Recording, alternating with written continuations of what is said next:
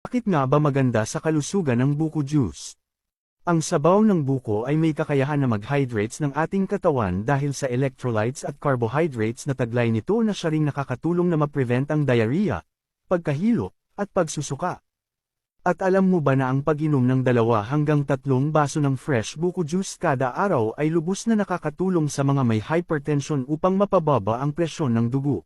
Dahil ito sa taglay nitong mga magnesium, potassium, at vitamin C na nagbabalance sa negatibong epekto ng sodium sa katawan. Pinipigilan rin ito ang pagkamatay ng mga ugat na sanhi ng mga pagbabara o ang pagkakaroon ng atherosclerosis. Nagtatanggal rin ito ng mga toxins sa katawan, mabuti sa pagbabawas ng timbang, sa edema, kidney stones, pananakit ng ulo, nagpapababa ng bad cholesterol at blood sugar level. Mabuti sa kalusugan ng puso, kalusugan ng bato, at nagbibigay ng proteksyon sa digestive system. Follow my page para sa marami pang kaalamang panghalaman na ating tatalakayin at pag-uusapan.